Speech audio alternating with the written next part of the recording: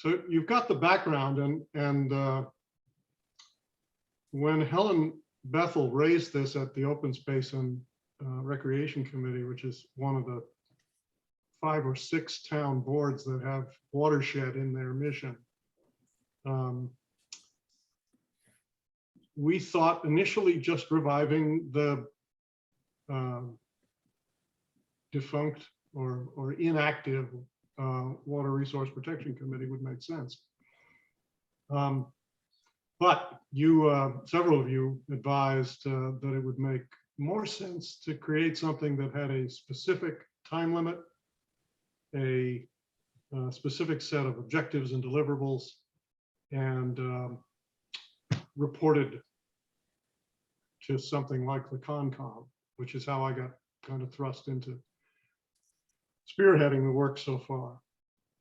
And that actually makes a good deal of sense because, as you know, we don't need another standing committee in the town with the need to press the same limited group of volunteers to step up and join it.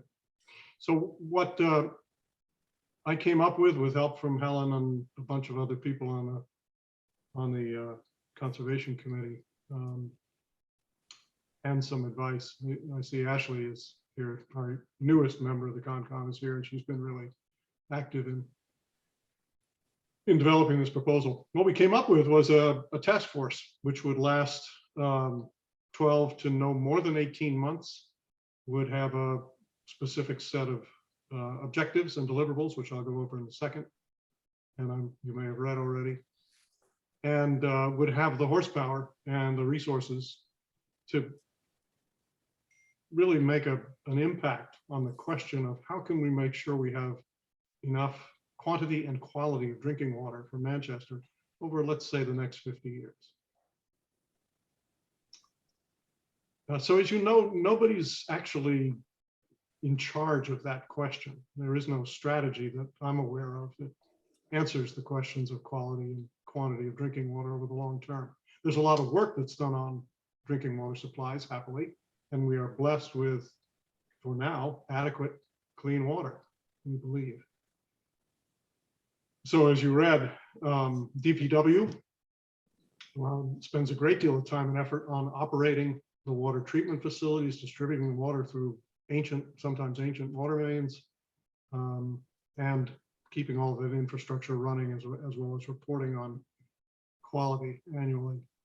And the Board of Health, of course, focuses on toxic waste sources, and you yourselves as water commissioners are responsible for setting rates and hearing appeals for exemptions and rebates and whatnot. But there is this void into which we thought a task force that could identify what are the most important issues, what resources are required to resolve them, and who ought to be responsible for that over the long term. So the overall objective is to define a vision for Manchester's drinking water quality and quantity over the next 5 decades, and to make specific recommendations about how the town should mobilize to get there. So as you can see, this is not the group that's going to take accountability and responsibility over the long term. Frankly, I'm not sure where that ought to sit or how it ought to be managed and what metrics ought to be reported to keep it accountable. But that's the reason for the task force. There are 4 specific deliverables. The first is to update the problems and opportunities identified in that report from 1990 by Horsley Witten. Obviously, there's a great deal more concern about climate change. There's concern about what are called emerging contaminants of concern, such as PFAS and others. So the first is the update. The second is to prioritize those problems and opportunities, because it'll be pretty clear, I think, that we can't address them all. Third is to define, identify, recommend some specific next steps, including changes in our bylaws and regulations, money that needs to be spent, organizational change, if that's indicated, for the town, and in some areas, probably more detailed study. Some of these things will not, yield to scientific or legal analysis right away. And there may be some areas where we're simply dealing with unknowns. risks.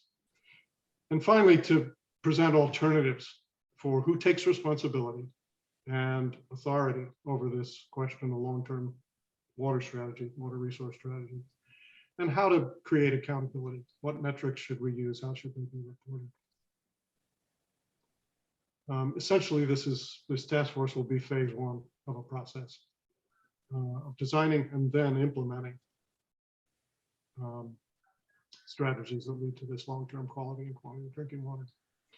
So specifics are the time limit, which I've already mentioned.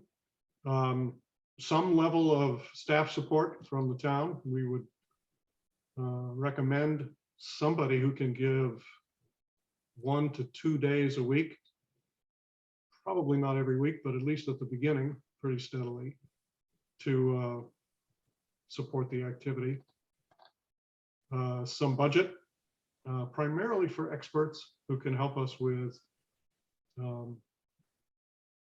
chemical issues involving contaminants, hydrological issues involving how the watershed works, which is pretty well examined in the 1990 report, but they were specific about some open questions that would be helpful to nail down. The swag at that budget request is something like $25,000 or $30,000 over 12 to 18 months. So not a great deal of money, but not insignificant.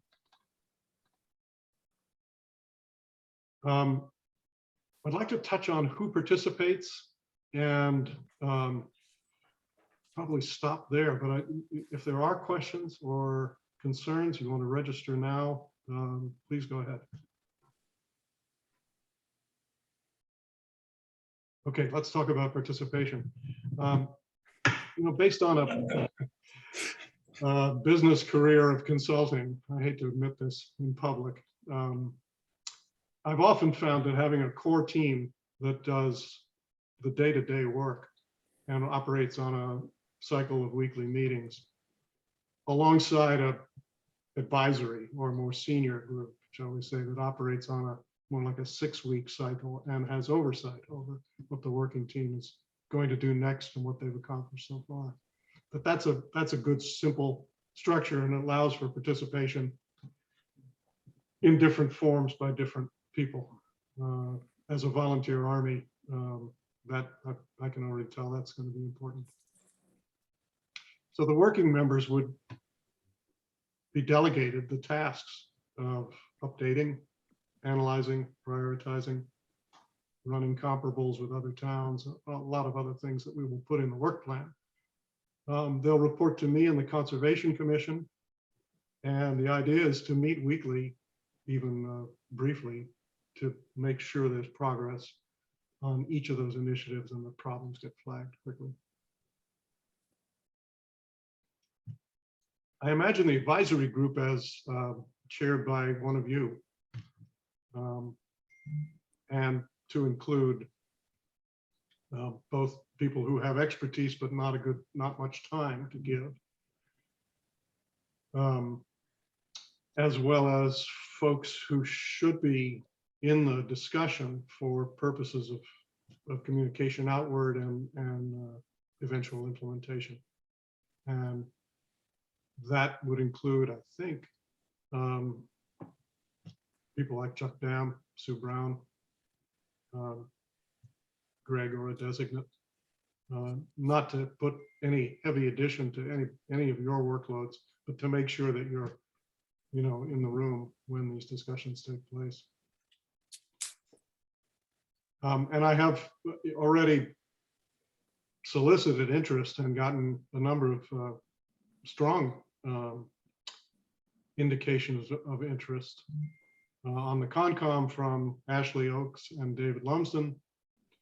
On the Board of Health, they actually took a vote on this and designated Peter Colarusso their liaison or member of the task force. Open Space, obviously Helen, perhaps others. On the Planning Board, Ron Mastro Giacomo expressed strong interest and then reminded me that his profession is civil engineering of water treatment and sewage treatment facilities. So it's kind of a double whammy to have Ron involved, I think. I've asked members of the stream team, and I've arbitrarily asked a number of citizens I thought were informed and interested, and people like Mike Carvalho, who you know is a practicing environmental attorney, and Sue Thorne have said they would be willing, if asked, to serve. It's also important that we hold some public meetings, and the minimum there, I think, is one at the beginning, one at the midpoint, and one at the end. But I imagine it would make sense to have some way of communicating through the town website, and perhaps through email blasts to people who are interested in the progress of this. This is one of those issues which I expect people will be interested in, although it's never kind of on the top of mind until it becomes a problem. I once did a project on, believe it or not, hot water heaters for a manufacturer of hot water heaters. And the similarities are striking in that no one ever thinks about their hot water heater until that day when they fire up their shower early in the morning and they get nothing but cold water. But no one ever steps in the shower thinking, oh my goodness, this hot water heater is going to make me smarter and more capable today.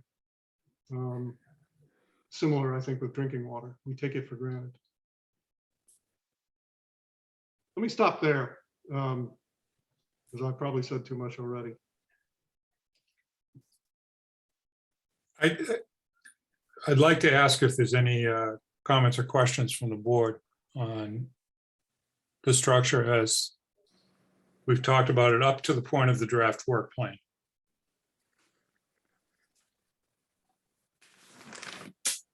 There are a lot of parallels between the participation in this iteration and the original Water Resources Protection Committee from 1990, 1989. But there are some differences, and one major difference is the working group and advisory group structure. So, Becky? At this point, the first question I have is really under the basics of water resources. And item 5, the town will provide staff support, etc. It's a bit nebulous, and I think if we could nail that down a bit more in terms of what functions this person would offer, and that would help to nail down who that might be. Mm-hmm. Thank you. I'll offer that my original thinking was someone who can be an effective administrative function on the task force. So facilitating, setting up meetings, getting communications to and from and outward. Maybe having a responsibility to look after the timetable and the work plan on a week-to-week basis, simply as keeping us informed, you know, where we're falling behind.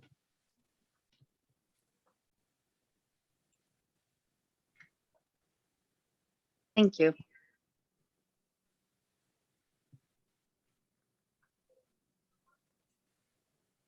Ann?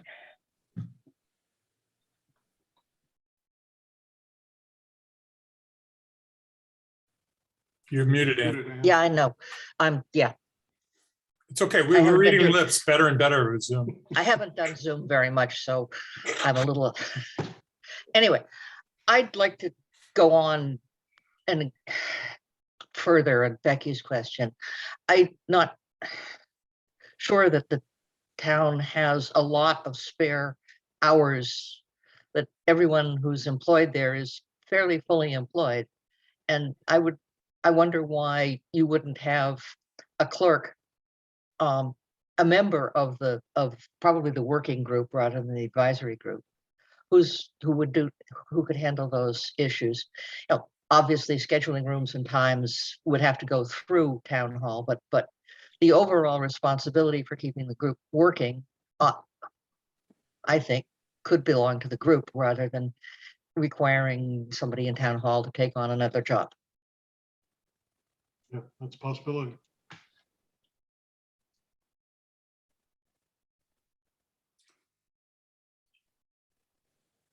So, and then how would communication from the task force working group to the advisory group and other people, let's call them players, who are town staff, wouldn't that also fall in terms of this person that we're talking about as a staff support person? And also, importantly, getting communications updates to the website and to Tiffany.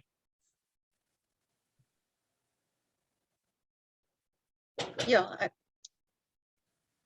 I agree with you hope that that there would be somebody on the task force who could do that, so that we didn't have to assign someone from town hall to work on this 1 or 2 days a week.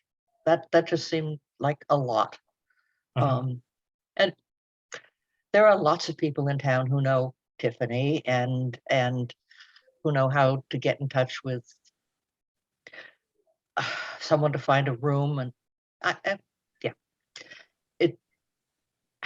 there are other functions in town hall that aren't being handled because we lack staff, and taking staff away from them for this task force, when you have volunteers who are very, very capable.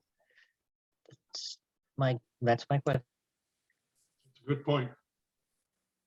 Concern I have is that I found it's much easier to recruit volunteers to do more meaningful work than the kind of administrative stuff we're talking about here. So one approach is to minimize that using technology, Zoom recordings instead of minutes and whatnot. But there's a limit to that when it comes to getting rooms and getting people to attend meetings and making sure communications are read. But it's entirely possible we could find somebody who would find that to be a gratifying way to volunteer.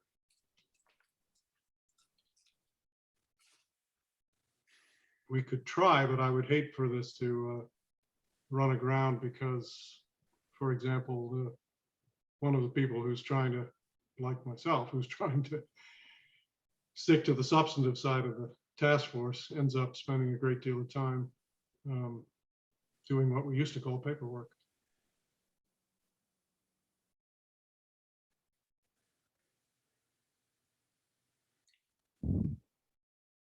Greg, do you have any thoughts on this?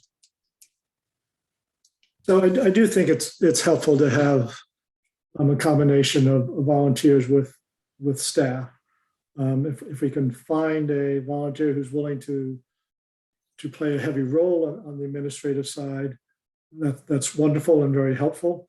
But I think that it is helpful to have a paid person who's ultimately going to make sure it gets done. So my thought would be to, so there's a couple of options. And we do have our new special projects person, and I think she would be a very good candidate for providing administrative assistance.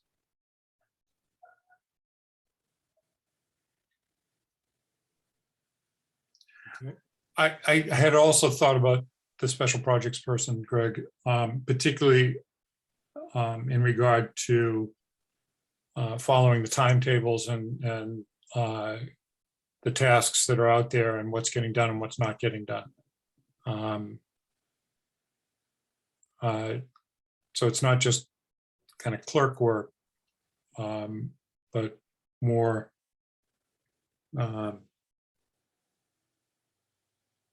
following the process and making sure that things don't drop off the table. Yeah, so, Yes. but we called it making the trains run on time in the consulting firm. Yeah. It was actually probably the second most important role in the team usually. It's much more important than substantive people who go out to do substantive things and then think that they're done. And integrating things Yes. is critical. So I'm concerned about the amount of time that we're talking about, 1 to 2 days a week, because this is also a position that's not full-time yet. So I wouldn't want to absorb all of the special projects person's time in this, but I think it's an appropriate designation.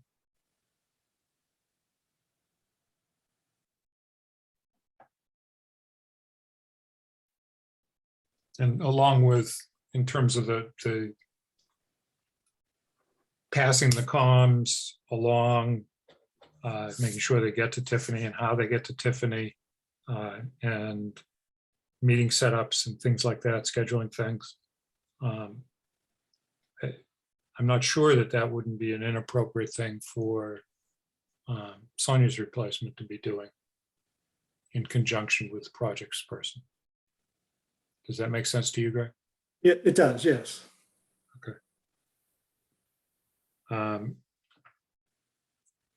Okay, so I agree with you. Where did Ann go? There's Ann. She's up in the top left now again on my screen. I agree with you, Ann, that we don't want to just, grab a body and say, do this. But this is right in the wheelhouse of special projects. With backup from the administrative assistant to the board and Greg. If Greg's happy with this, I have no reason to be unhappy. Good. We want you to be happy, yeah. I don't care. You don't care that we want you to be happy? Okay, you had your hand up. Did you have another comment that you wanted to make? No, I just wanted to say, I was trying to protect Greg's staff from being taken over by a group if there was a chance that a volunteer could handle it as well. And if that doesn't bother Greg, it doesn't bother me. Okay. Okay. Any other comments from the board? On the basics of the Water Resources Task Force? Yeah, I guess I have a comment or question, I guess, Jeff. This is focused really just on this report, not on any implementation of what the recommendations might be, correct? So all of this organizational structure kind of ends when the report is complete? Because my impression is that the report that was put together 30 years ago and set on the shelf in the DPW, not much was implemented in that regard. Maybe something was, and perhaps Steve went through it and saw a few things were worked on, but maybe not a whole lot was done with it. The Well, things kind of just protection fade. overlay districts were put in the zoning bylaws, but I think Okay. that's the main substantive recommendation. Okay, I don't know how significant that is. I did read that somewhere in some of the copy, I think, on one of the annual reports. Yeah. But It's indispensable first step, or early Okay. step okay, in terms of protecting water down the road. I think it's as I read it, John, I think that there is one difference between this and I agree with you. Doing another expert consultant informed task force report and having it sit on a shelf is how a lot of people think government works. And we all know, if that's the case, that it's not working. But there is a difference in the last deliverable, which is creating a structure for the responsibility and accountability of how these recommendations, the specific next steps will be accomplished. And that's a real difference in terms of the organizational structure of this from what I understood the charge was back in 1989 for the Water Resources Protection Committee. Okay. Well, so perhaps maybe not the task force, but maybe the advisory group or something survives the time period for generating this report to follow up. I'm thinking that they're going to specifically say, this is how this should be implemented. Right. Not just, here's some things that you might want to implement. Have at it, kids. We're done. Right. That fourth alternative under the deliverables, I think specifies that. So, Yeah, you know, hopefully the advisory group can hold the working group to fire to come up with a plan for how these things are going to be accomplished. And get that bridge between a well-designed, well-researched report and what needs to happen going forward, and who's going to do it. And Yeah, I guess there were some very specific recommendations in that report for subdivision bylaws, Board of Health regulations, zoning bylaws. And I haven't taken the time to go find out if they were in fact implemented, but I suspect that a lot of what we now have in our regulation came from this. Evan. And the other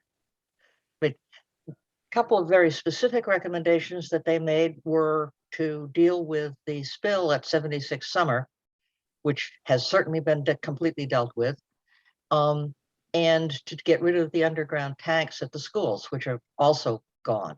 So I think you're being a little hard when you say that nothing happened, that they printed a report and it disappeared. no, I'm sorry, Ann, that I wasn't saying that. But if that's the way I came across, I apologize.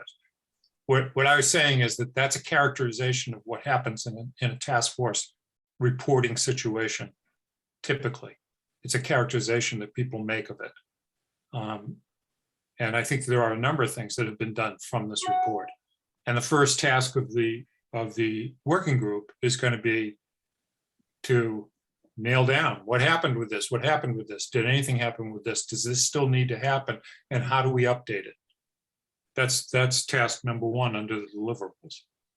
So I understand. I'm trying not to characterize it as something that was not touched at all. But I know how reports end up on shelves and get dusty.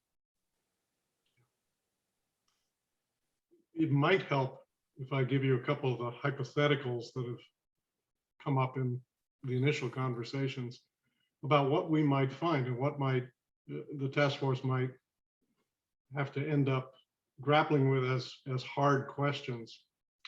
For example, one reason why we're sitting so pretty today compared to many neighboring towns when water supplies are taxed, when there's drought, is that we have both a well that's productive and 2 ponds that are productive and good storage.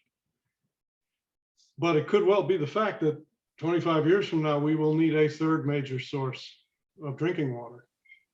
And that's a difficult question. Maybe, in 12 months with some expert help, we can come up with the 2 best alternatives for that. But somebody's going to have to be responsible for writing those alternatives to a choice, bringing it to town meeting with budget implications, and then implementing it. I'm not saying that that's going to be one of the conclusions, but it is a possibility as you look out with a longer time frame than the 1990 report had. And as you pointed out, Ann, the 1990 report was also grappling with some kind of burning platforms in terms of toxicity and risks of more contamination, which they dealt with pretty well. Hopefully we won't find anything quite as flagrant as the situation at 76 Summer or the underground storage tanks. And we'll be able to look ahead more productively.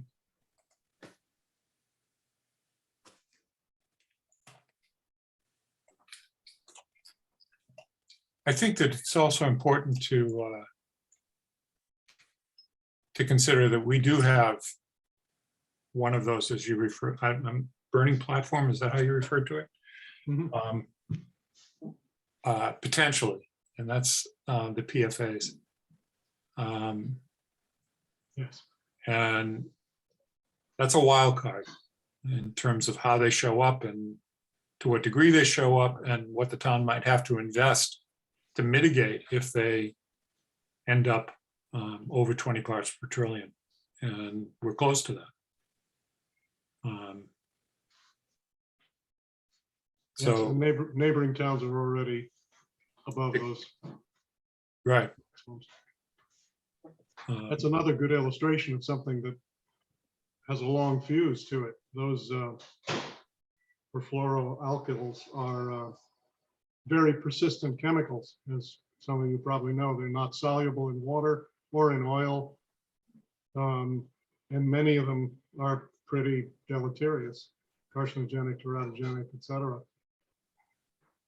And unfortunately, many of them are already in our waste streams and our waste sites. So if that becomes one of the priorities of the task force, that also is going to call for some hard choices about long-term solutions. Yes. And I don't want to go there yet. I was sitting and thinking about what are some out of the box kind of solutions for the 50-year horizon, and I just don't know where we would locate a desalinization plant. So I wanted to recognize Ashley. Hi, thank you. I just wanted to, just a little further on the PFAs.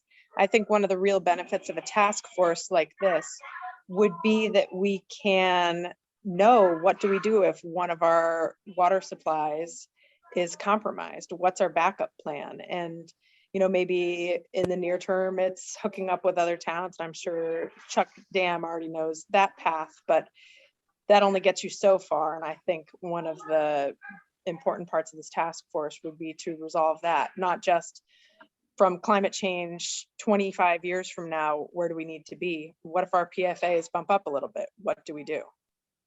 I don't know. Oh, sorry, Sebastian's here. Volunteer in training, Ashley.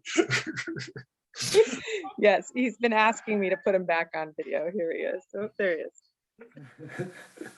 Hello. Listen carefully to your mom.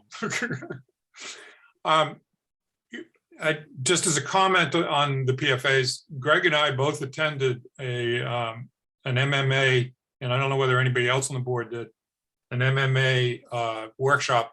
God, when was it, Greg? In May, several months ago, on PFAs and on their mitigation. And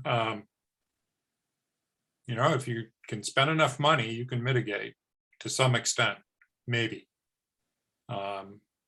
They're tricky to get out of the water, but they did show a number of solutions that various towns and cities were working on to address elevated levels, and they were far above the 20 parts per trillion for the it's either 5 or 6 out of the 4,000 or 5,000 of these chemicals that Massachusetts requires testing for.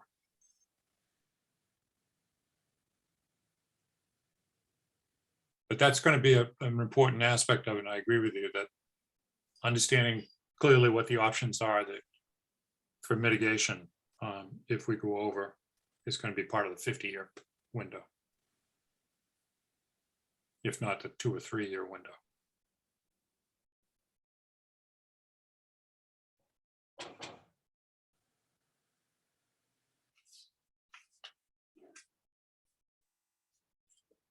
And any comments or concerns about the consultant budget that is being proposed? I have no clue if it's enough. I don't know if it's right size at all. I think it's kind of hard to tell. Unless we scope out a little bit of what the consultants are actually expected to do. I don't object to spending that money or even more as needed. But I think that it's going to be hard to say that, yes, that's the number. So just a little bit more on the PFAs. So we will spend easily 30,000 on just a preliminary analysis of what it would take to treat the Lincoln Street well. And we're moving forward with that now using some water capital money. So that's a pretty low number. It won't get us that far. We could easily double that number, I suspect. You could easily double that number, Greg, for The task force. you're referring to doubling it for the Lincoln Street well, or No, doubling it for the task force? For the task force. Yeah.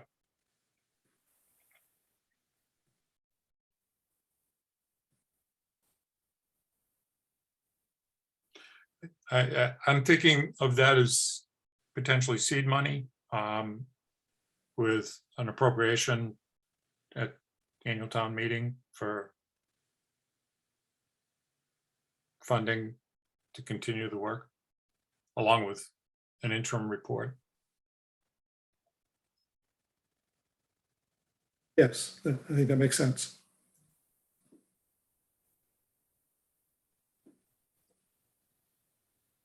But I agree with you, Eli, that it's hard to know what it's going to cost to pin this down.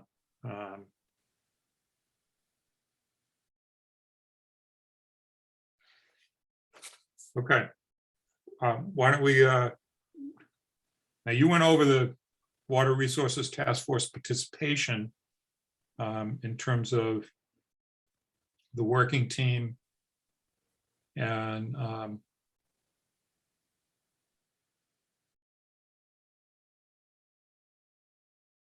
So you might want to spend, I'm sorry, Jeff, you might want to spend a minute talking about how to make those appointments.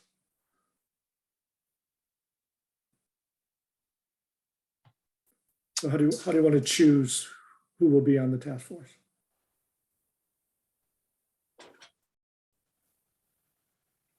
how do we want to choose as the Board of Selectmen? Well, or is it up to the Concom since it's a subcommittee of theirs? I believe the charge is going to come from the Board of Selectmen to the Concom. Is that correct? My Yes. understanding. I see Steve nodding. Mhm. Yeah,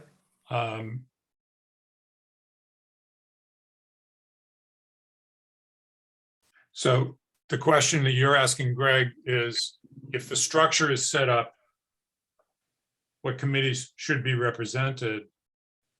Who decides who the people should be? right. So if it's representing different committees, then often you let the committees make Their recommendation. their recommendation.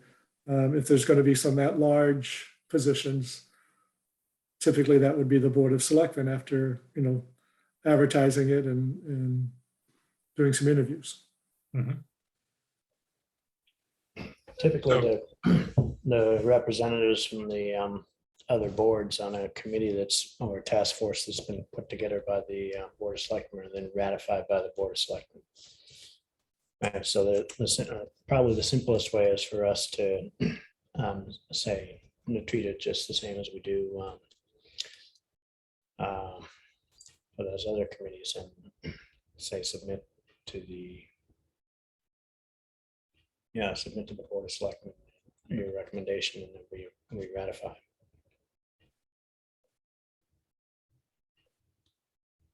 Right, so that works for the reps from the various other boards and committees.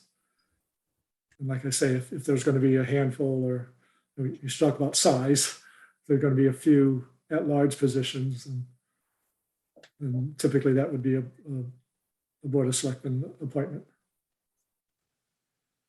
Steve, have you thought about the scope of the at-large positions? How many people would be? Not definitively, Jeff, but my experience is that the key here is to find, let's say 4 to 6 people willing to do a stint on the working team, maybe not the whole 12 or 18 months, but enough time to bite off a good sized chunk of work and see it to completion. And then on the advisory team, to make sure important constituencies are represented, and that would be other boards, perhaps, other groups in town I can think of, conservation group, for example. Perhaps there's others you can think of. I had actually thought of the advisory group as kind of a big tent. No particular reason to say it should only be 5 people or only 10 people. If it could be 25 people, it would be a kind of a wrangling task for the meetings, but I think it'd be worth putting up with that.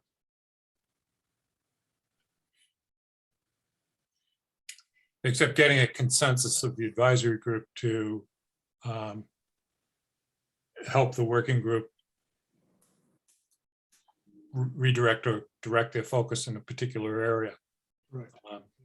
The bigger it gets, the harder that is. Certainly, we want the groups that you've identified who have some charge of dealing with water in their mission.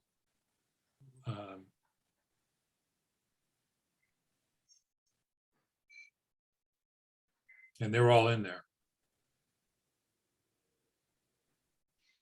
In terms of the working group, Steve, you're saying you're going to chair the working group.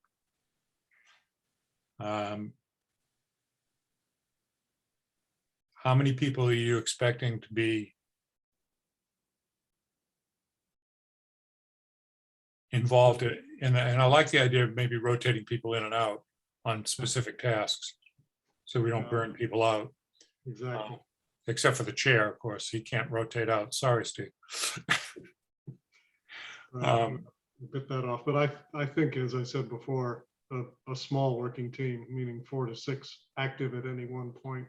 Okay, so right how time. small are we talking about? If we identify the scope and that team, and how many people the working team, how many people? I think 4 to 6 is a good number, although that's just my experience. I'm open to others as well.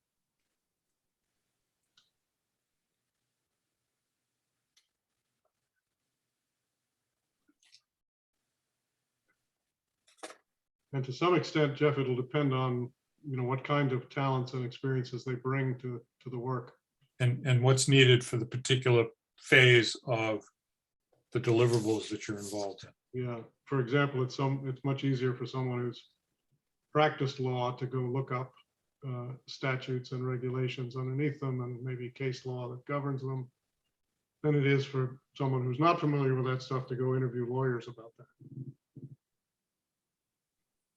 Yep.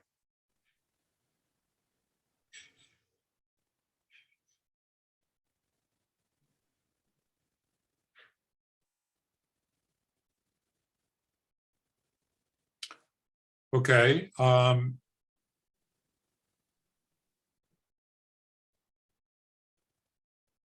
you talked to the stream team at all?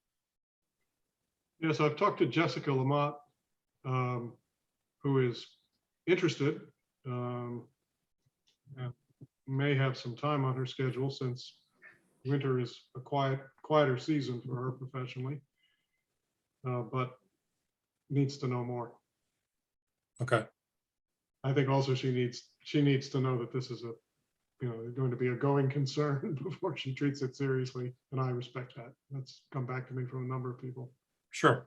Yeah. Okay. Ashley, you had a question or comment? Yes, thank you. One quick comment. I pulled up the DEP guidelines for a wellhead protection committee, which I know is, sort of similar. And they note that in addition to groups that we've already discussed, they definitely note local environmental organizations. And they also note neighboring municipalities where applicable. And I thought that perhaps with part of our watershed being shared, we might benefit from involving our neighbors to join in the same goals. Okay, Interesting idea. Along those lines, I had also thought about inviting the right student, conceivably even a high school student, but I had first thought of a environmental science or equivalent major in a local college.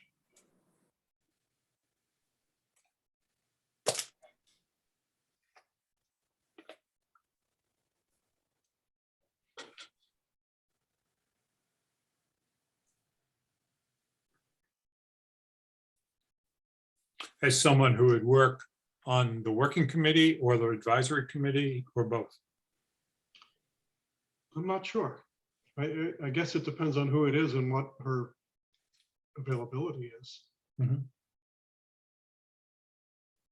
I've had experience in the last few years, usually through the scout troop, of enlisting students to work in my business during their breaks, and some of them have been exceptional, just way above expectations in comparison to MBAs from named schools, for example, and considerably less expensive. Okay. All right, so Greg's question is a good one, which is, how do we go about appointing to the task force? And it seems like the answer that we have so far is that the specific boards that are identified would put forth a candidate who would then be interviewed and appointed by the Board of Selectmen. This would also apply to at-large members, that they might be put forth by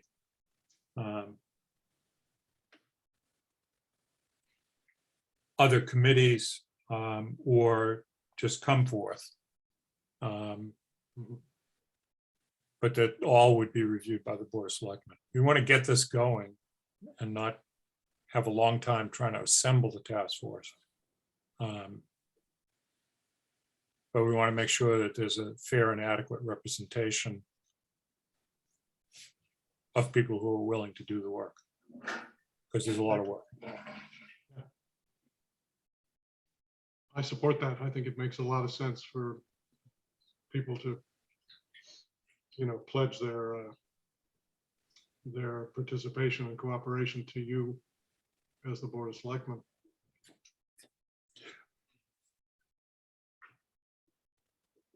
Yes, I do too. I'm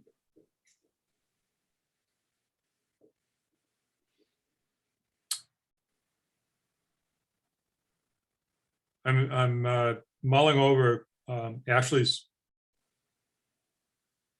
idea of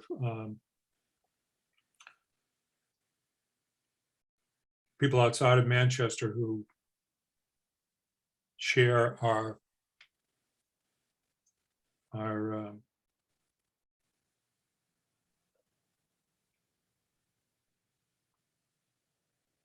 watershed. And most specifically, that's Hamilton. Yeah, I was going to say, you may already be aware of this, but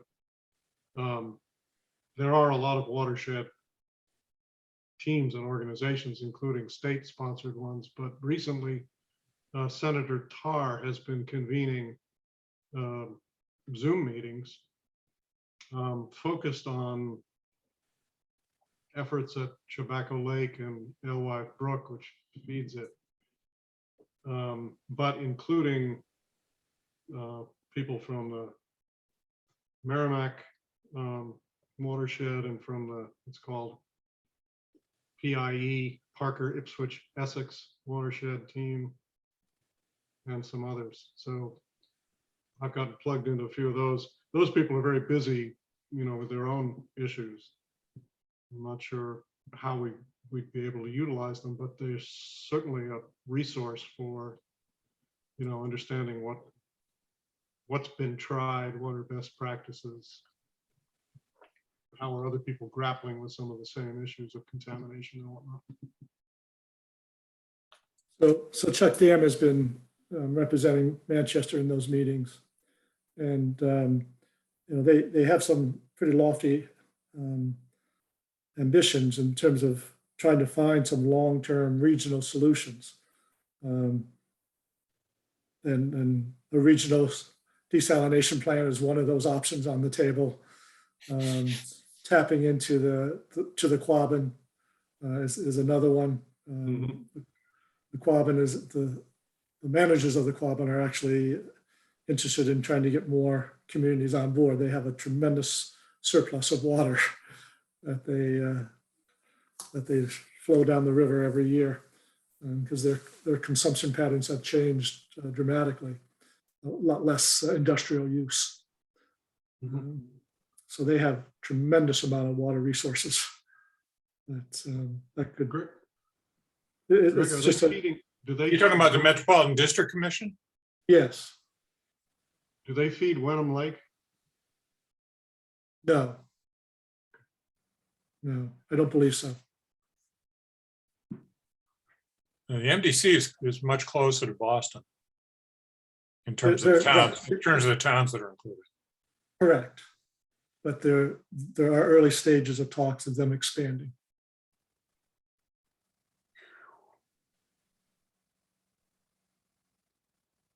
Those discussions include places like Ipswich. Right, correct. Yeah. And Ipswich has the fundamental problem that their source stops flowing partway through the year and they can't do anything at all about that. So they would be heavily motivated to support something like tapping into the Quabbin. Yeah, you're absolutely right, Eli. I mean, certainly is part of the task of this, part of the charge of this task force to think about that as a possible long-term solution. One of the concerns I have, of course, is that the Quabbin's a big reservoir, huge reservoir. For Massachusetts, it's the largest body of water, fresh water. And that they're subject to PFAs and PFA testing as well. They've got the Army Corps of Engineers, or had the Army Corps of Engineers out there doing water quality testing for years. I don't know whether that's still active or not. Yeah, I don't mean us to. But it's a rabbit hole. Right. But that's the kind of broader thinking for the long term that we really need to consider. Yeah, so my point was that there are some efforts getting underway now that we should be mindful of and we'll want to monitor carefully. Sure. So the original question was around whether or not there was some sort of way that we could integrate some of those external efforts and external communities in the actual task force work, right? My gut feel on that was that it would be rather difficult to do that, actually inordinately difficult to do that, and also finish up in the sort of timeframes that we were talking about. I think it would be more likely that we could do some periodic review with some selected group of them. So not treat them as an actually part of the advisory group, but sort of as guest advisors at intermediate points, say 6-month points, something along those lines. So they're kept apprised and have some ability to provide input, but are not necessarily intended to be part of the week-to-week integrated process of the group. Otherwise, I just don't see how it would be tractable.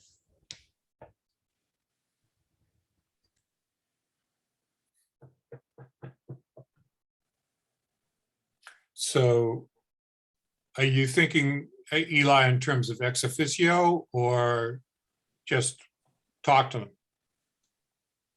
from time to time, having the task force talk to them from time to time?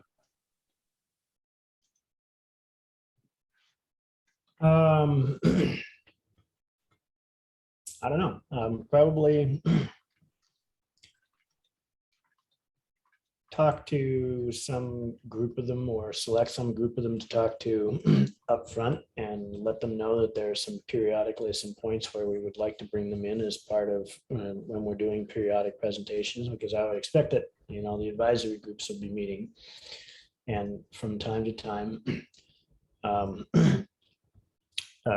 discussing the status and progress and the current shape of the updates. And there might be reasonable points where those people could be brought in and they could be given a heads up at the outset. So possibly ex officio would be the right status for them. Or we could invite them to the 3 report out times that were identified, that are identified in this proposal. I think that's something for the task force to kind of grapple with in the beginning. Not that they need to adjust their composition, because I think that the consensus that I'm hearing here is, unless other people have an opinion on this, is that having them as an active part of it is going to be stretching fairly thinly their ability to be present and contributing. And we want present and contributing members in this task force.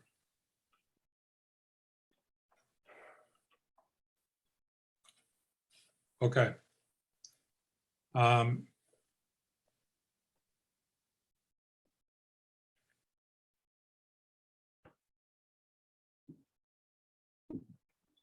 So 4 or 5 at-large members, Steve?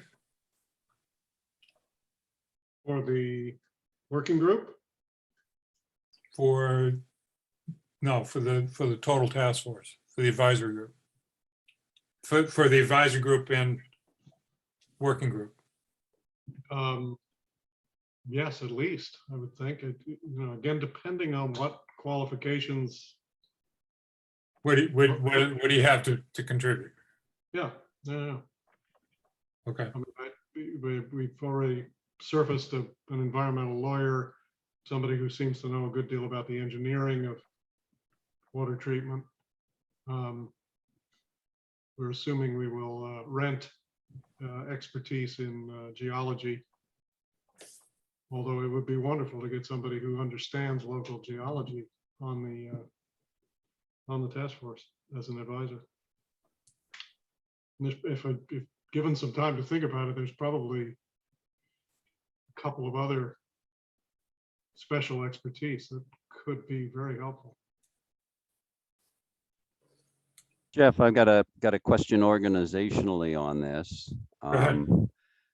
There's a whole bunch of people that would be on this task force, some in the working group, some in the advisory group. They represent various boards, interest groups, at-large folks. For the working group, are there specific representatives from certain boards that you got to have on there? Because I think that the bottom line, a lot of it is driven by what's the person's interest and background, and this is who I want doing certain stuff. But are there certain boards that you say, you've got to be represented on the working group? Or all represented in the task force one way or the other, and I guess that's a question for Steve. Yeah, it's a really good question, John. I hadn't thought of it so much in terms of the work that different boards could contribute as the staying abreast and being able to communicate back out to their boards. Because ultimately, I mean, if you just look down the 60 pages of recommendations in the 1990 report,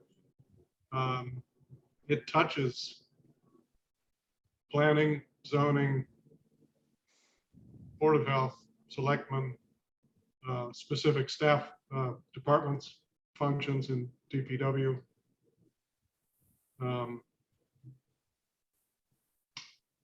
So the communication and awareness is what I was thinking was the critical variable for the working team. It's some combination of motivation and some skill and experience. And you know, if we found that on the bicycle committee, that'd be fine with me.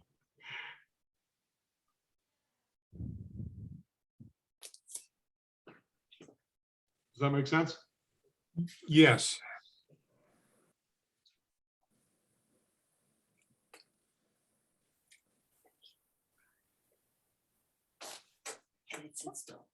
I'm back on the question of what are the specific skills that we need in the at-large group. And you've identified legal, geology, hydrogeology, the knowledge of chemical contaminants.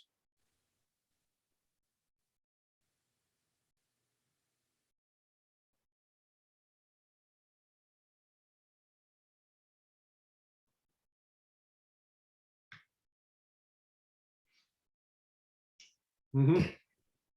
And from a legal standpoint, specifically environmental law. Yes, and possibly land use, because a lot of what we're talking about is, you know, what do we need to do in addition to what we're already doing to protect watershed from a zoning and regulatory standpoint.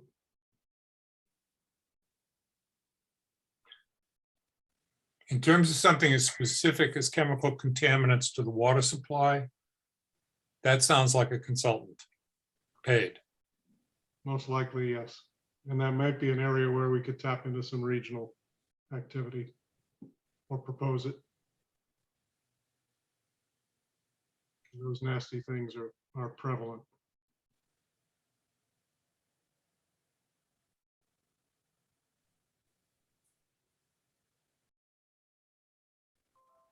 But geology and hydrogeology, while experts can be helpful, we may have such people in town. And Sorry, no. Yep. That was a mistake. I was looking for something else. okay,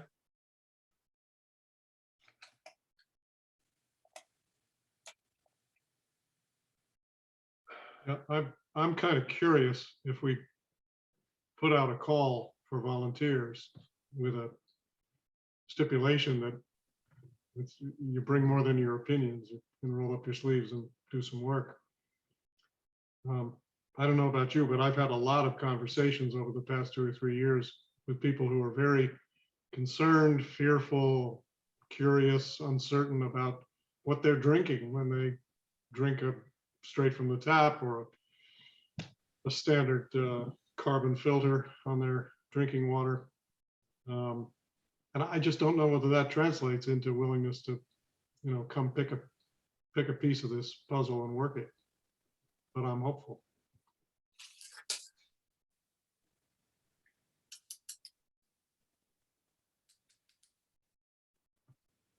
I think that if there's a lot of enthusiasm and a willingness to work, the first area of updating problems and opportunities identified in the 1990 report and identifying what of the recommendations have actually been done.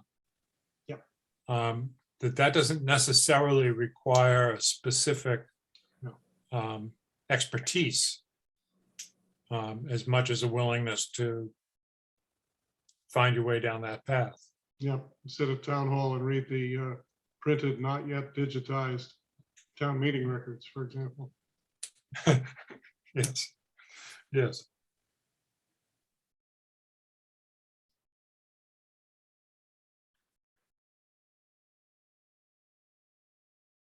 Okay.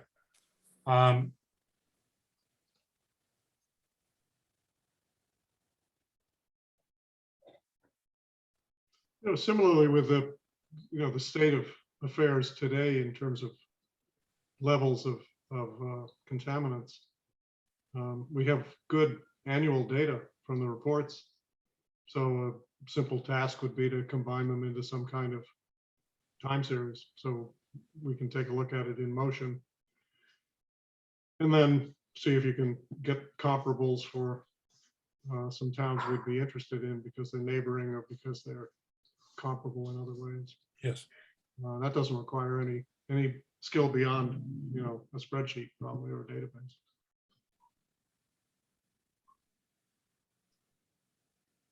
Sharp teeth and not willing to let go. Well put.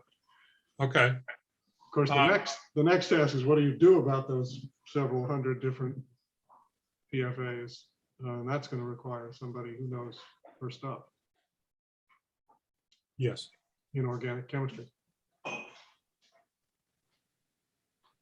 Well, I mean, Greg's mentioned that they're already looking at that in terms of the Lincoln Street well with an expert that they're working with. So I think that's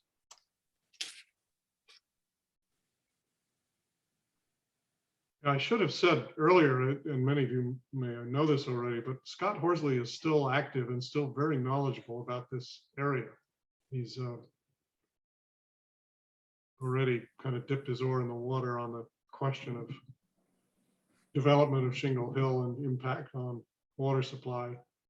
And in the process, he reacquainted himself with the report. Curiously, he didn't have a copy either, but he does now. And it will be an obvious task to buy a day of his time and let him review what we see as the priorities that emerge from that and vet it. Yep. Okay, is there any other board or town representative other than a general representative, an at-large representative that we need to identify for the structure of this group?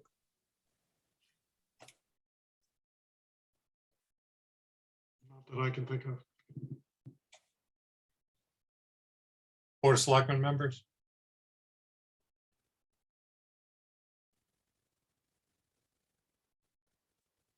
Okay, so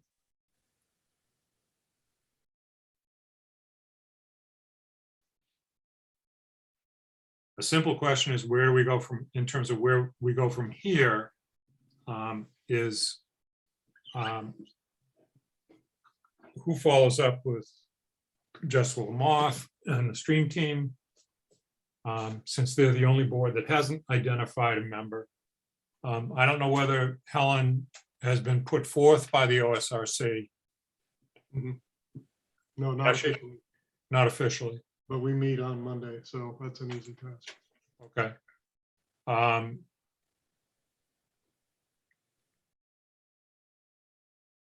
Could we get more specific about the boards and the numbers of people who are going to be on the task force from those boards, not counting the at-large Mhm. and the advisory, similar with the advisory group tonight. I mean, not necessarily the all the people concerned, but the numbers.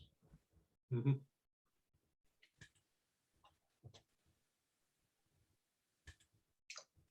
Eli, do you have a thought about that in terms of Board of Selectmen?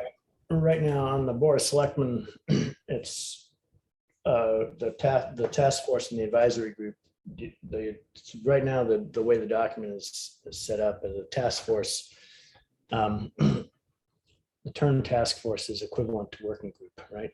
Essentially, except the working group sometimes is a little bit smaller, but the task force comprises the working group. Are we using task forces, grab both the working groups and the advisory group? Yes, That's how I am. I am too. Okay. So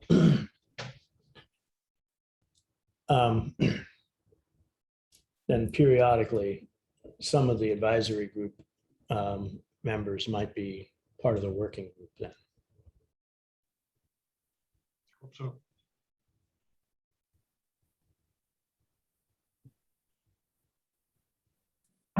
But your specific question was how many people from each board?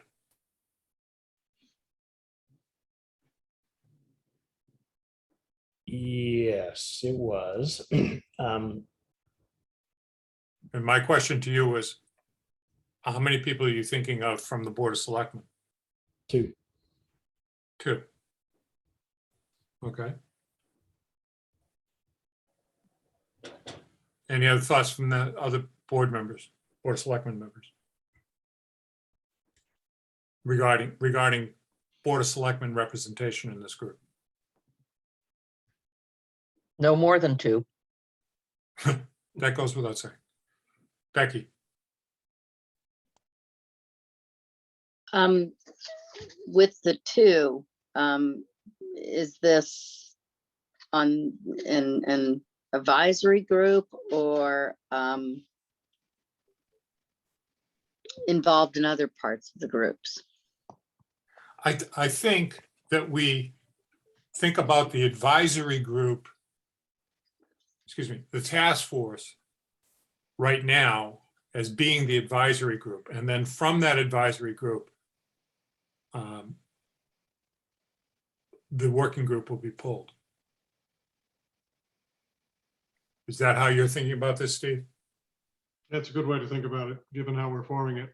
So we identify how many players from each committee we're considering. And then Steve can set up the initial working group, and then from there, the working group can decide who they need to have move in and out. Right. Okay, and the reason I ask is initially when Steve was looking at the advisory group, he mentioned that one would be the big tent one with approximately 25 people. And then under the task force, 4 to 6 at any given time, depending upon which tasks are being undertaken. So that's where we've got working group, advisory group, and task force. So are we? Sorry to muddy the waters. No. That's what I'm trying to get clarification here. So are we, which is going to be the large group under which the smaller task force as well as working group will function? So are those two separate groups, working group and Okay. task force? We're getting hung up in the language, and I'd like to just reiterate what I just said. The task force is made up of an advisory group and a working group. That's the task force. So the biggest tent is the task force. The advisory group reviews the work of the working group every 4 to 6 weeks to determine that they are staying on task, that they're getting some things done, and to understand what the progress of the group is. members of the advisory group may move in and move out of the working group as needed. I don't think this is a good idea for 18 months to have 4 to 6 people do all of this with a bunch No, of, and with a bunch that's of why, people on the sidelines as the advisory group saying, well, you haven't done this yet. Why don't you get that done? That's not motivating for anybody to participate. Yeah. A suggestion to simplify the nomenclature might be to call the whole thing the Water Resources Project. And it has 2 organizational elements, an advisory group, and underneath that, a working team. Because introducing the term task force suggests yet another organizational unit, which isn't really the case. But either way, Jeff has it spot on, I think.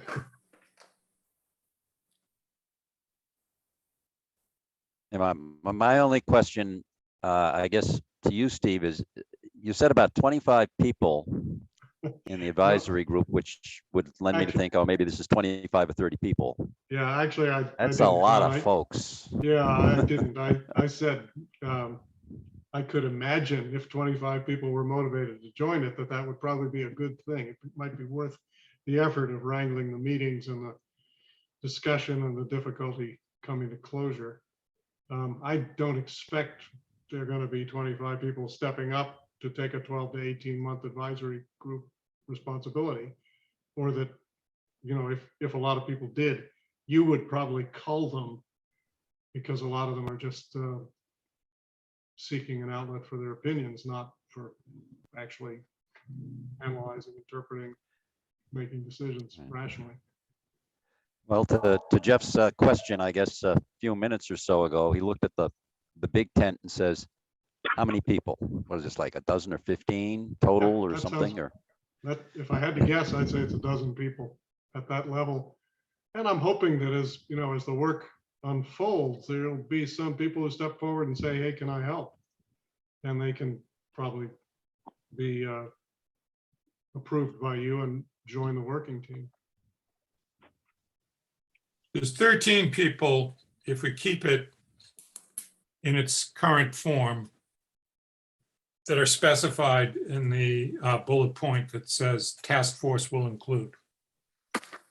And that doesn't include some of the other expertises that Steve was mentioning as at-large members. Mhm. So expanding in terms of the Board of Selectmen or the Board of Health or the OSRC or the stream team, that's, I think, probably unnecessary. We might want to have a backup from the Board of Selectmen so that if someone is working with the advisory team and reporting back to us about what's going on, as Becky does with the planning board and others have done with other boards. We might want to have a backup for that, just as an internal organization. But I again, don't want this to get so unwieldy that it's really tough to come to consensus about what the next thing is and what needs to be prioritized. So if we said 11 people, let's say 8 committee representatives, 3 town employees rotating in and out as needed, and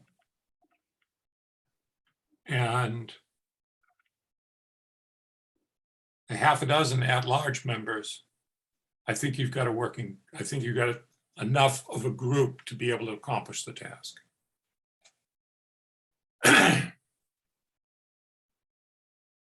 Mhm. And we'd be approaching, but not at 20 people, total.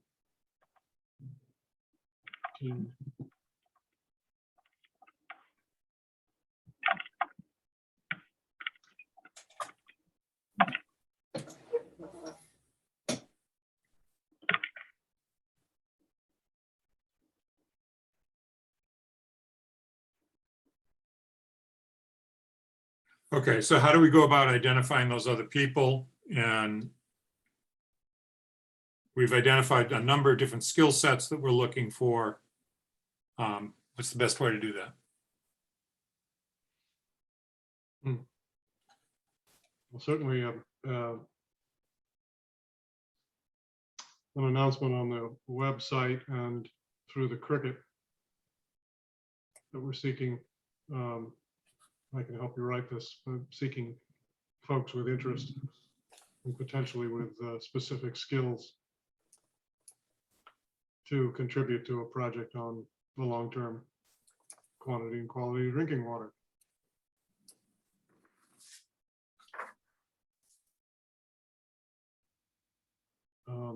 If it helps, I'd be happy to give them, you know, as much of a download as they need.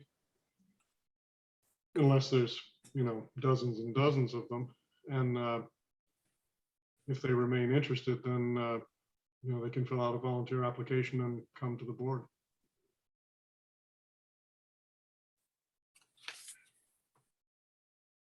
Some of them may just go straight, you know, straight to go.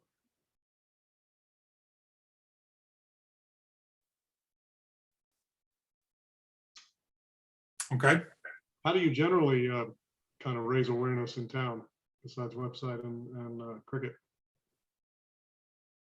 word of mouth. Yeah.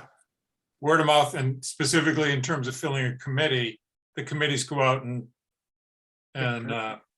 search the riverbanks Yeah, knock on doors. for people who are sitting fishing. Yeah.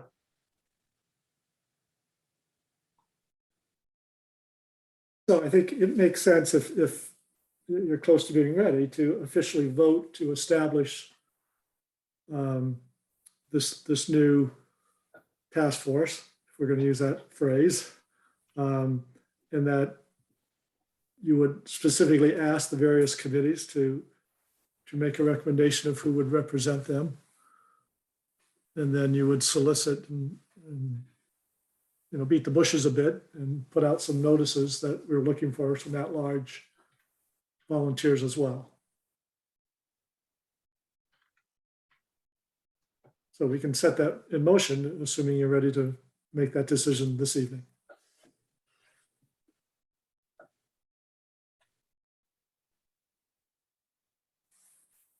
Becky?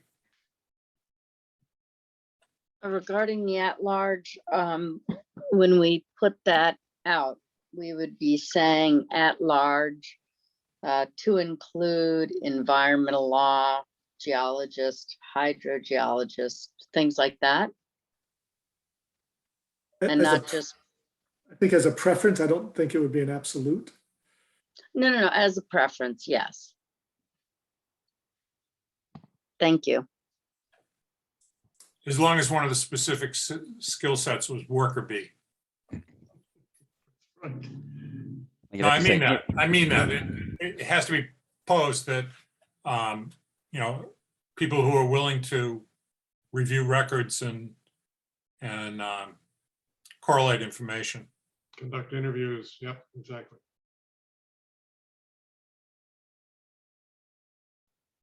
It'd be people who have interest and or background, preferably both. Mhm. But if they're motivated, they're interested, that counts for a lot. Yes. So I think you also have to probably put in there and say there'll be representatives from the following town boards. So the people know these are the folks that they'd be interacting with as well. Okay.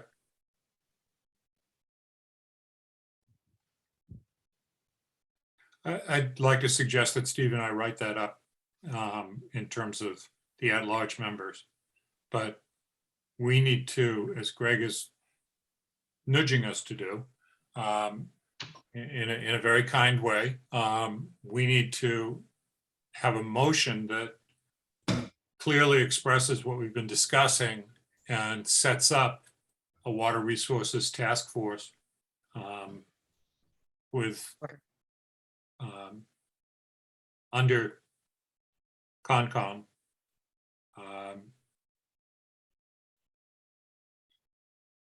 With the structure of an advisory group and a working team, which includes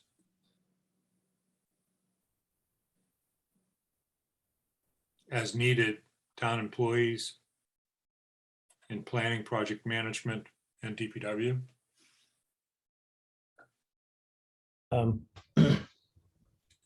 We're going to turn around and we're going to ask the other boards to make recommendations, and I want the other boards to have specific understanding of how many people from each board we're asking them to recommend. I don't think we go over one, Okay.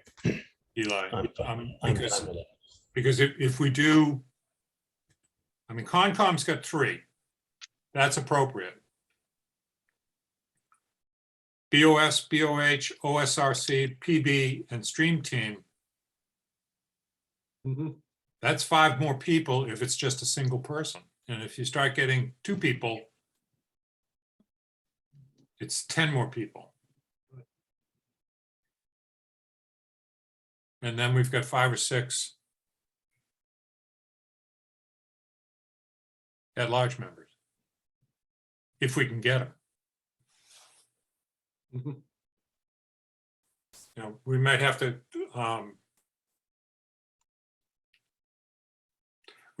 to put this motion together in such a way that we say a member and an alternate.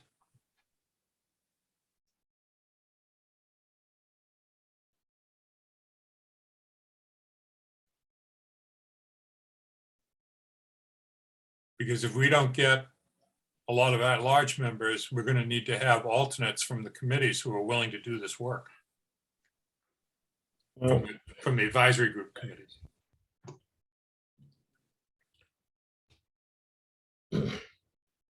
The town's not screaming with volunteers saying, I've got all these qualifications and I just love to volunteer.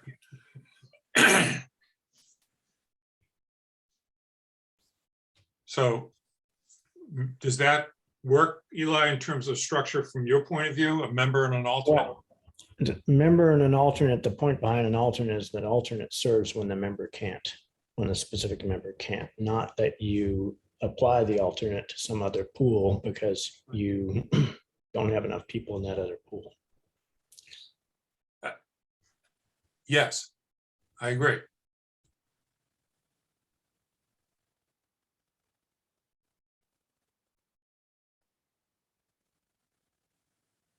But if we have it set up with a member and an alternate, we may be able to, having done the motion, expand the participation of committees to have enough workers to do this.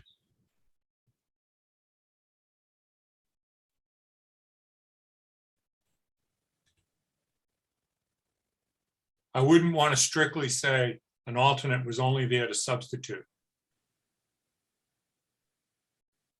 I would. You would.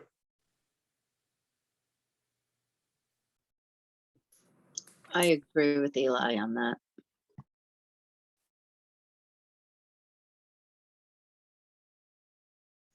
Maybe we could make a motion to form the task force without naming every person who is going to be on it, just to get this thing moving slightly so that we can get an application, a description of the kind of volunteer we're looking out into the publicity machine of the town and start looking for at-large members before we decide exactly what the second member from a single committee can do under what circumstances. Well, the reason why I was suggesting that we size those lists from the other committees is so that when those committees meet to discuss, they don't have a question in their minds about how many people they're actually selecting.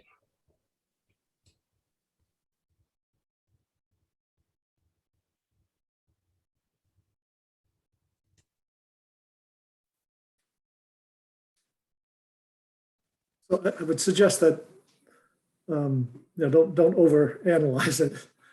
We've got, if you have three from the Concom and then one each from the Selectmen, Stream Team, Board of Health, Open Space, Recreation, Planning Board, and then a DPW, planner and project manager. So that's 11. And then you're seeking 4 at large. And each of the committees would have their member and an alternate. I think that's a very sound plan. That's a 15-member group. And I think you'll get your 4 at-large people.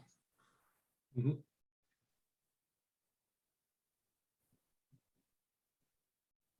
Okay, then I move that the Board of Selectmen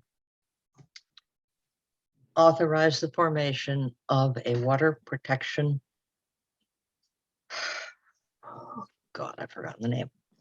Water Resources, Water Water Resources Resources Protection Task Force, consisting of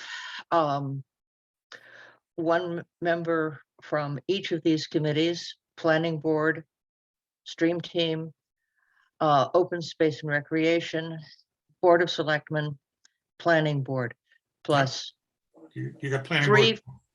three from the Conservation Commission, and One 4, Board of Health.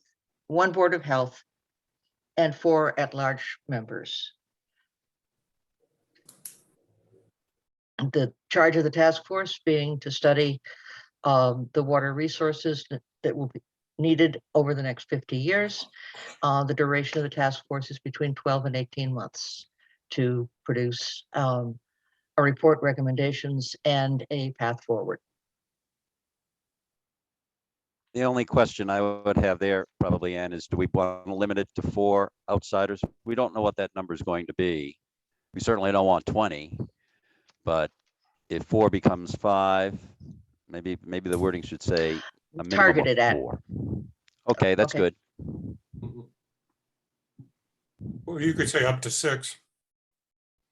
Just don't want to put a lid on it, but I think target's a good idea. Yeah. We just don't know who's going to raise their hands. I'm going to be an optimist and say we're going to get some great skill sets. So- And I may have missed Is it, that- but did your motion include the 2 town departments? I think it said 3 town employees, but I may have Yes, skipped. Perfect. you said 3. Well, there's the DPW and planning, and then there's an Yeah. admin. Before I make a second, in case you need a modification, Ashley Oakes just sent a note about MEC. Is that part of our concern for this task group? Or task force? That could be an at-large person. They could wear that hat. Okay, I second the motion. I'd like to offer a friendly amendment, which is in defining the task, we're by reference to the proposed objectives of the Water Resources Task Force in the document that we've been reviewing tonight. Under basics of Water Resources Task Force. I Would you don't say know the where- whole? Yeah, I'd like to hear the whole thing in total, please. Okay, so the general task that was put out is really, really general in the motion.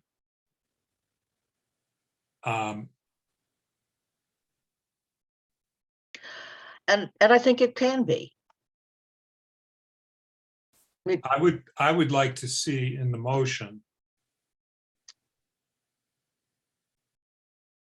the objective of the task force, defining a vision of Manchester's drinking water quality and quantity over the next 5 decades, and to recommend how the town should mobilize to get there, with 4 specific deliverables, and put in the deliverables as part of the motion. I withdraw my motion.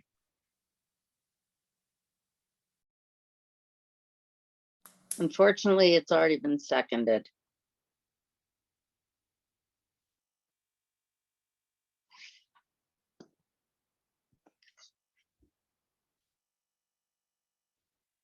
Why are you withdrawing the motion? Because I don't know what it says anymore. What you said was that the board authorizes the formation of a water resources protection task force with representatives from 3 representatives from Concom, one each from the Board of Selectmen, Board of Health, OSRC, PB, and Stream Team. 3 town employees, or a town employee from planning, project development, and DPW. And it gets a little fuzzy to me about the at-large. You Whether said it's- targeted at 4. Targeted at 4 At large. Which members? I would prefer language that said up to 6. But targeted at 4, if people are comfortable with that. That was the motion that you presented. And I then you. think I also went on to say Go ahead. that the goal of the task force was to address. But if you want to say force that it had, here's the problem I'm having with having 4 very specific targeted deliverables. If we come across something that's a great idea and it's not one of those 4, are we prohibited from following it? I think the deliverables are general enough so that if a great idea comes up, they're included. The deliverables are updates on the 1990 report, Yep. priorities to address among the problems and opportunities that were identified from the 1990 report, a specific set of next steps, including changes in bylaws, et cetera. You can read it as well. Mm-hmm. And then I would take out alternatives. Yeah, okay. Alternatives for assigning responsibility and accountability for reaching those steps. I think those are very general, but they form a framework of deliverables so the committee knows what its charge is and doesn't get off and say, well, they just said they wanted to know about the water quality. And we didn't put a time frame on it, and there's a time frame in this. And did, she said did. 12 to 18 months. Okay, I'm sorry.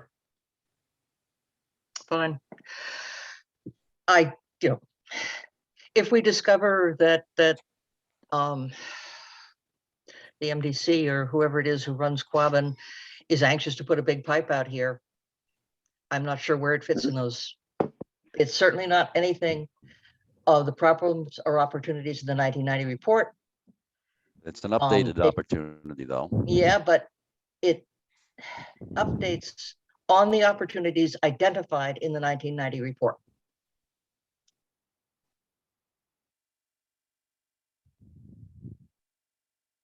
And the priorities are among those problems and opportunities. So that's also restricted. It's not a bylaw, regulation, expenditure.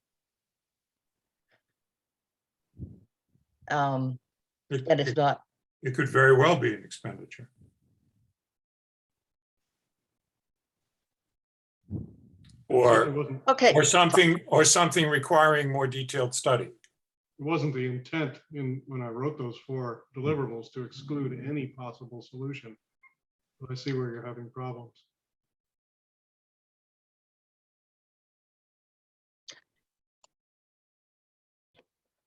Okay, I will accept So- the friendly amendment from the chairman. As the seconder, I'm not sure I do. I think that there is not enough. Well, you don't get to accept as the seconder or not accept if there's a, it's an amendment. If there's a second on the amendment from some board member, then we would vote on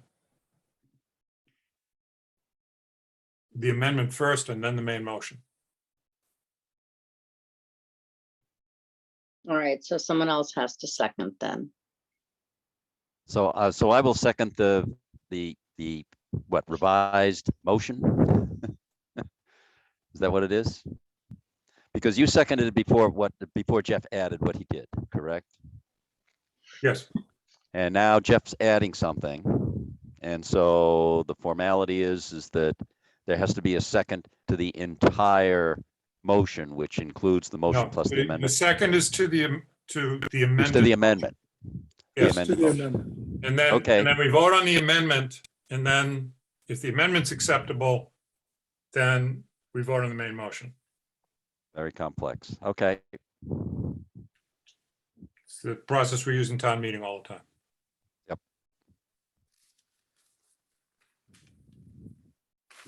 Are we good? Yep. Any discussion about the amended motion?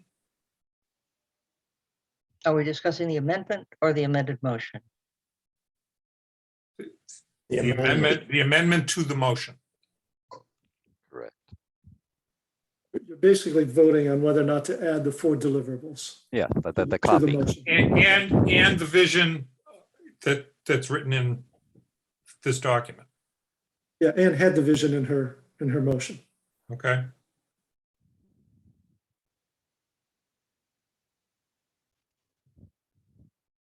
So we're asking to add the 4 deliverables, and is there any discussion of that?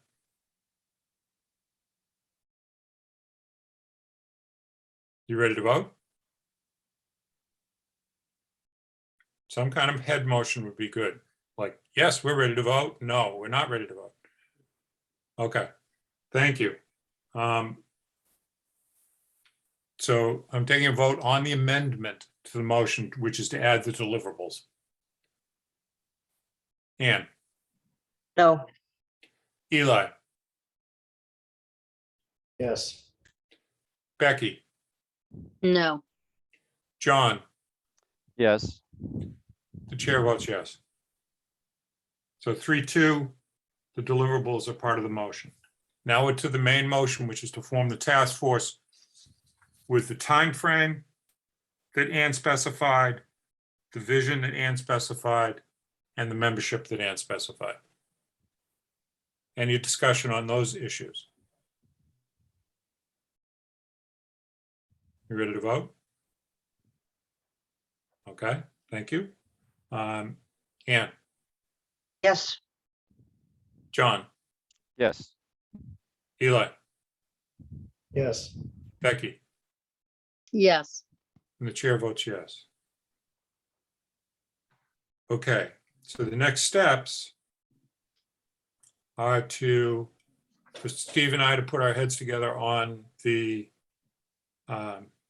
advertising or announcement of this opportunity to get involved in this task force. And I'd like to get that done within the next week so that it's up,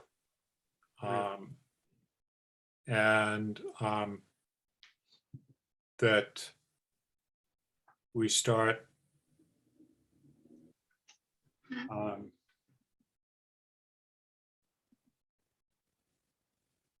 now, do you want them, the people who are coming forth, Steve, do you want them to talk to you before they come to the board? I leave it up to them. If they want more information, it's probably most efficient for them to talk to me before they go to the board. If they're just want to plunge in, they can go straight to an application and talk to you. Okay. Okay. Can I add one other thing? Having thought about the possible trap of the language of the 4 specific deliverables, I realize that in 12 or 18 months, you know, we may uncover some really dramatic possibilities like regional solutions or statewide solutions with Quabbin. But I'm doubtful whether we can nail those down in a 12 or 18-month period unless, you know, events are conspiring wildly in our favor. And that would be why we had more detailed study as one of the next steps, possibilities. Because something like regionalizing with Quabbin is probably going to be a longer term study to find out what's involved, what budget requirements, what capital changes, what impact, et cetera. Whereas things that we'd be likely to control everything. For instance, finding a new well site and understanding what it costs to get it permitted and operating. That we can do in 12 or 18 months. So in that case, it would be, what do you want to spend on it? Do you need to change bylaws? Change anything in the organization to implement it? Does that make sense, Ann?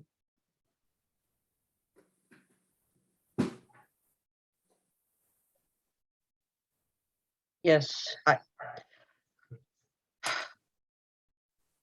if it's if you're looking at a 50-year horizon, limiting it to 18 months is a little Right. restrictive. Yes. And there's nothing to say that you can't extend and or modify what the charge is here. Sure.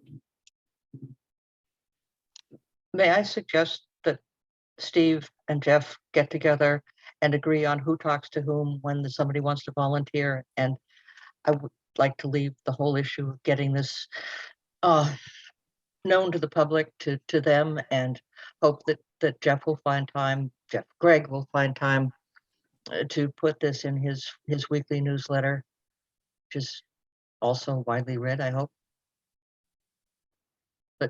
But I don't think we need to settle the issues of who talks to whom tonight. Yep, that's fine. That's fine. Thank you. Okay. Great. Steve, is there anything else that you need tonight? No, just warm thanks. We gave it a thorough look. I appreciate that. Okay. I want to thank you again for all the work that you put in creating this document and putting it together, and the help that you had on it, and all the helpers that you had on it. And is there any other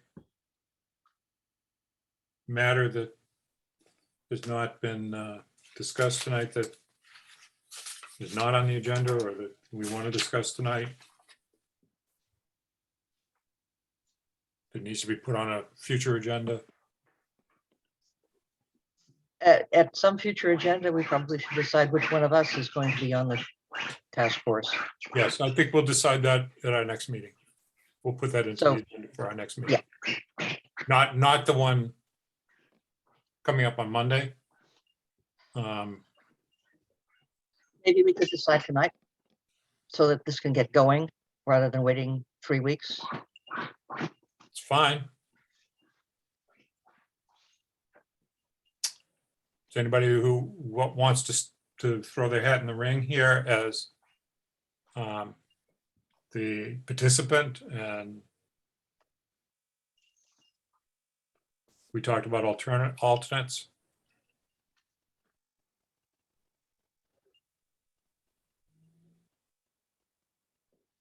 I'll raise my hand, Jeff. Okay, John is raising his hand for participant, and do we have an alternate? Yes. Okay, thank you, John and Ann. So do we want to do a formal vote of that I think we should. Yep. Okay, I need a motion then. I'll make a motion to, for John to be the representative on the Water Resources Task Force and for Ann to be the alternate. Second, Second. Ugh. okay, any further discussion? Roll call vote. Mr. Round, Guardedly, yes. Ms. Jake, Yes. Mr. Bowling, Yes. Ms. Harrison, Yes, Mr. Podma Turner votes yes. Okay, I think we've concluded our business for tonight. We have an executive session coming up next. So I would entertain a motion to adjourn and go into executive session under Mass General Law, Chapter 30A, Section A3, to discuss strategy with respect to possible litigation So Not moved. to return to. open Oh, and meeting. not to return. and not to return to public session. So moved. Second. second, Roll call vote. Ms. Jakes, Yes. Mr. Bowling, Yes. Ms. Harrison, yes. Mr. Round, Yes. Mr. Podma Turner votes yes. Thank you very much to all of you who participated tonight and listened in. We're going to go into executive session, so we would ask you to leave.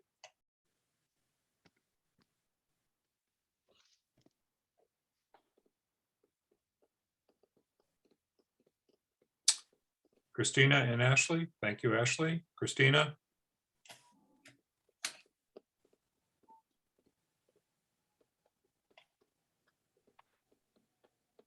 Greg, I don't know whether Christina's at her computer or not. Can you remove her from the session, please? Yep, will do.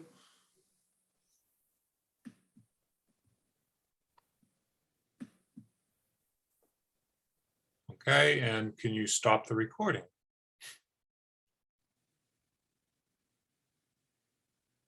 Since I don't want to go through that nightmare again.